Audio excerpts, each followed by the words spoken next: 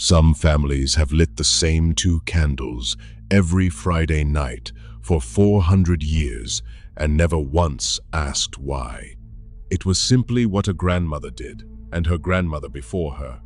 The pork that never touched the table. The mirror covered after a death. Small habits passed down like worn coins, their meaning rubbed away by time. Then someone takes a DNA test, and the map lights up over Spain and Portugal, and suddenly the candles have a name. They were Shabbat candles all along. And here is the part that should make you sit up.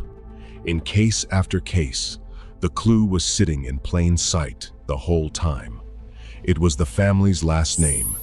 Today, we are counting down 15 surnames with documented Jewish history behind them, names pulled from Inquisition trials, synagogue registries, and the official rolls Spain and Portugal use today. Count how many are in your family tree. Number 15, Cohen. We start with a name that wears its history openly, though most people never read it. Cohen comes straight from the Hebrew Cohen, meaning priest, and by tradition, it marks a family descended from the temple priesthood in Jerusalem. The line of Aaron, the brother of Moses. That is not a poetic flourish. It is one of the oldest hereditary claims on earth, a status passed father to son for 3,000 years, carried through every exile the Jewish people ever endured.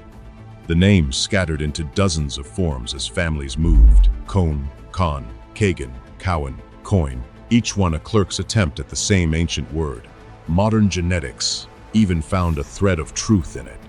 A 1,997 study discovered that many men named Cohen, whether their families came from Poland or Morocco, share a distinct cluster of markers on the Y chromosome, pointing back toward a common ancestor.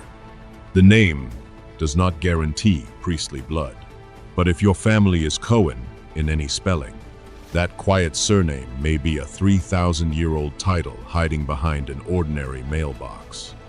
Number 14, Levi. If Cohen is the priest, Levi is the priest's right hand. The name comes from the Hebrew Levi, the third son of Jacob, and it marks descent from the tribe of Levi, the Israelites set apart to guard the temple, to sing the sacred music, and to assist the priests in every rite at the altar. It is the second most common surname in Israel today, just behind Cohen, and like Cohen, it travels under many faces. Levi, Levin, Lewin, Levinson, Halevi, each one a branch of the same 3,000-year-old tribal root. On old headstones, you can sometimes see the sign of it, a pitcher carved into the stone, the vessel a Levite used to wash the hands of the priests before the blessing. Not every Levi descends from the tribe. The name was sometimes taken or adopted along the way.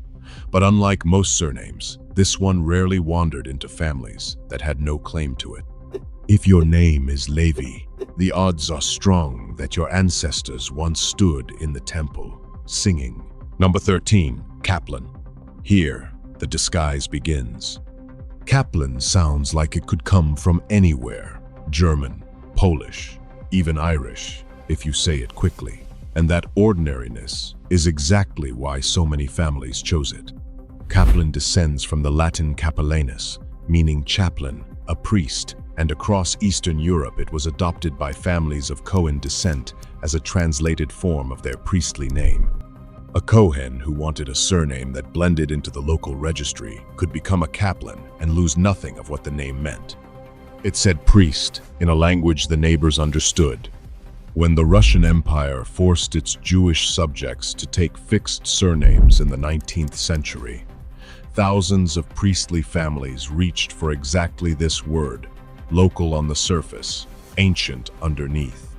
From Lithuania, the name spread to Ukraine. Then across the ocean, where Kaplans became scholars, performers, and merchants who never gave the name a second thought. If you are a Kaplan and never imagined a Jewish branch on your tree, the name has been quietly insisting otherwise for 2 centuries, carrying the priesthood under a Latin coat. Number 12, Stone. Now the list reaches into names you would swear were simply English, plain as a stone wall. And for many families, that is the whole truth. But for a great many others, stone is not English at all. It is a translation, the American ending of a German and Yiddish name that began as Stein. When Jewish immigrants poured through Ellis Island and the ports of the East Coast in the late 1800s and early 1900s, they walked into a country that did not always welcome them, where the wrong name could close a door at a university, a law firm, or a hotel. So the names were trimmed and turned into English. Bernstein became Stone, or Bernstein became Burns. Stein on its own became Stone. Greenstein, Rothstein, Weinstein, all could shed their German tail and arrive as something that sounded born and raised American. The change was so complete that the Jewish branch simply vanished into the larger English one, indistinguishable. If your Stone family came across from Europe in those decades, it is worth asking what the name was before the boat, because the answer may still be sitting on a ship's manifest, ending in Stein. Number 11. Green. Green is one of the most common surnames in the English-speaking world, and most Greens have deep and genuine English roots, tied to the village Green or a meadow long ago. But a substantial number of American Green families did not start there at all. They started as Greenberg, Greenbaum, Grunfeld, or Grunspan, Jewish names out of Germany, Poland, and Russia that were clipped short at the immigration desk or trimmed by the immigrants themselves within a generation of landing. Color names like green, gold, silver, and black were favorites during the forced surname registrations of the Austro-Hungarian Empire, and there is a hard history beneath that. Officials are documented to have charged Jewish families for the pleasant-sounding names, the flowers and gems and greens, while handing the ugly ones free of charge to those who could not pay. So a name like Green was sometimes literally purchased, a small price for a shred of dignity. If your Green ancestors came through New York or Philadelphia out of Eastern Europe, the longer original name may still be waiting on a ship's manifest, its first half intact, Green, in 2 languages at once. Number 10. Miller. Miller is the perfect camouflage, one of the 10 most common surnames in the United States, as plain and English-sounding as a name can be. And that is exactly what makes it such an effective hiding place. Miller is the direct translation of the German Müller and the Yiddish Miller, and milling grain was one of the few trades open to Jews across much of Central and Eastern Europe, in centuries when most professions were locked shut to them by law. So tens of thousands of Jewish mullers and millers stepped off the boat, translated the one syllable that needed translating, and became millers indistinguishable from their neighbors. One of the towering figures of the American theater, the playwright behind Death of a Salesman, came from precisely this kind of family. Polish Jews whose name dissolved without a trace into the American mainstream. That is the strange power of Miller. It does not only hide a family's Jewish past from the outside world, it hides it from the family itself, behind a name so ordinary no one ever thinks to question it. If you are a Miller, the mill your ancestors worked may have stood on the Vistula, not the Mississippi. Number 9. Franco.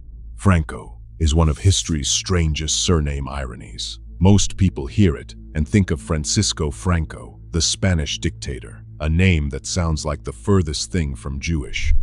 Yet Franco is a documented Sephardic surname carried openly by Jewish families across Spain, Portugal, Italy, and the Ottoman Empire for centuries. Jewish Francos appear in synagogue records from Livorno to Salonika to Istanbul, their name sometimes marking a family as Franco, free, exempt from certain taxes, or signaling an old French origin. After the expulsion from Spain in 1492, Franco families scattered across the Mediterranean and held the name proudly in the Ottoman lands, where Jews were welcomed and could pray without hiding. Meanwhile, back in Spain, conversos carrying the very same name folded quietly into Catholic society, the Jewish thread tucked out of sight. Today, Franco turns up throughout Latin America, the Philippines, and the American Southwest, and a meaningful share of those families trace back to ancestors who once prayed in Ladino, the Spanish Hebrew tongue of Sepharad. If your name is Franco, the irony runs deep. It may be one of the most openly Jewish names on this list. Number 8. Leon. Leon looks like a simple Spanish place name, lifted from the old kingdom of Leon in the north of Spain, and for many families that is all it is. But the word carries a second meaning that Jewish families understood perfectly well. Leon means lion, and the lion is the ancient emblem of the tribe of Judah, the royal tribe, the line of King David himself. Jewish families across Spain carried Leon, and its variants, de Leon and Leon, and the name appears again and again in Inquisition records of accused Judaizers, secret Jews caught keeping the old faith behind closed doors. The same lion roamed north into Yiddish-speaking Europe, where the symbolism resurfaced as Lob, Lo, Lieb, and Levovitz, the German and Hebrew words for lion stitched into surname after surname. One animal, one tribe, two continents, a single thread of royalty running underneath. There is even a rabbi in El Paso who has spent his career helping Hispanic families of the Southwest uncover converso roots they never knew they had. If your family is Leon and the trail runs back to Spain, Mexico, or the borderlands, the lion in your name may be the Lion of Judah. Before I show you the last part of this list, if you have ever looked at your own results and wondered where Sephardic ancestry fits into your bloodline, I put it all together in a guide called Where Do You Really Come From? The link is in the description. But stay right here, because what comes next is the part most people completely miss. Number 7. Carvajal. This name comes with the most haunting story on the list, and it is not legend, it is court record. Luis de Carvajal the Elder was a converso who rose to become governor of a vast frontier province of colonial Mexico in the 1580s. His nephew, Luis de Carvajal the Younger, secretly practiced Judaism in the shadow of the Inquisition's own headquarters in Mexico City, and kept a tiny handwritten memoir of his hidden faith, small enough to conceal in his hat. Those pages are the earliest known Jewish writings in all of the Americas. In 1596, the Inquisition burned him at the stake alongside his mother and sisters, after torture forced him to name more than 100 other secret Jews. The Carvajal name survived in Mexico and across Latin America, carried by relatives who escaped the fire by living, publicly and convincingly, as Catholics. 4 centuries later, families named Carvajal are among those finding Sephardic DNA they cannot otherwise explain. The Inquisition kept meticulous records. Those records are now the proof. Number 6. Mendez. The name Mendez, and its Spanish form Mendez, is stamped across the golden age of the Sephardic world. The most powerful woman in 16th century Jewish life carried it, Doña Gracia Nasi, born into a family of Portuguese conversos, who inherited one of Europe's great banking fortunes, and turned it into something close to a rescue operation. From her base in Antwerp, she built an escape network, moving conversos out of Spain and Portugal on her own spice ships, guiding them over the Alps to Venice and onward to safety in the Ottoman Empire, beyond the reach of the Inquisition. The House of Mendez lent money to kings while its founders quietly kept the faith they were forced to deny. After her, the name traveled everywhere the diaspora went, to Amsterdam, the Caribbean, Brazil, and back across Latin America. And yes, that means the surname of a certain Canadian pop star and a celebrated American filmmaker sits squarely on the documented Sephardic rolls. Not every Mendez descends from secret Jews. The name became common across the Portuguese-speaking world. But its Jewish history is not a theory. It is banking ledgers, rescue routes, and Inquisition files. Number 5. Medina. Medina looks like pure Spanish geography, and in part it is, since towns named Medina dot the map of Spain. But the word itself is not Spanish at all. It comes from a Semitic root meaning city, Medina, in both Arabic and Hebrew, and it was carried heavily by Jewish families in Spain long before 1492. After the expulsion, Sephardic Medinas appear across the whole scattered world of the diaspora, from Morocco to the Ottoman Empire to the ports of the Americas. One branch produced Sir Solomon de Medina, who in the year 1700 became the first Jew ever knighted in England, a financier who bankrolled and supplied the armies of the Duke of Marlborough and rode with him on campaign.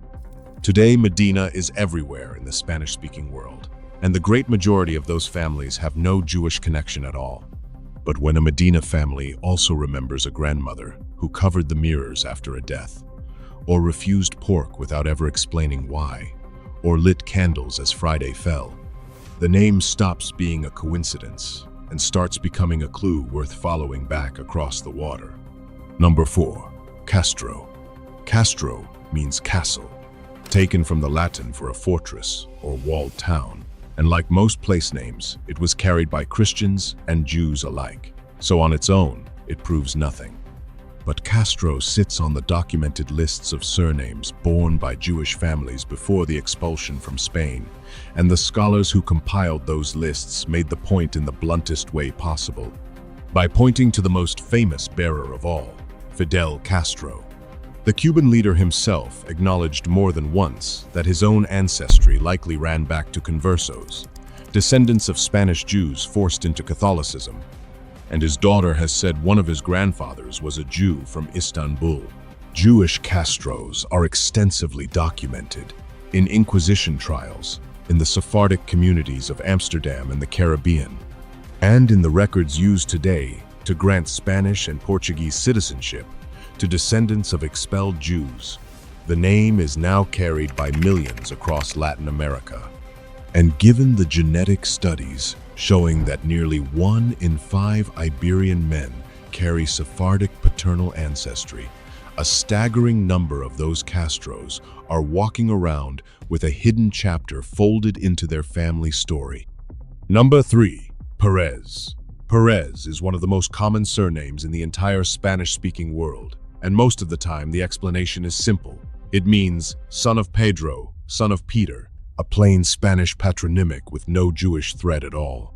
But that is not the whole story, because Perez is also the Spanish form of the Hebrew name Peretz, a son of Judah in the book of Genesis and a direct ancestor of King David himself. Jewish Peretz families lived in Spain long before the expulsion, and after 1492, the name traveled in both directions at once.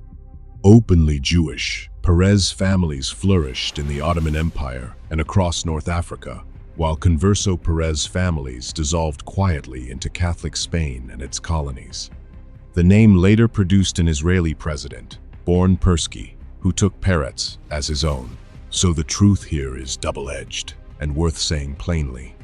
Most of the millions named Perez today descend from a Christian Pedro. But the Jewish Peretz line runs through this name like a buried river, and DNA testing keeps bringing it back to the surface in families who never suspected a thing.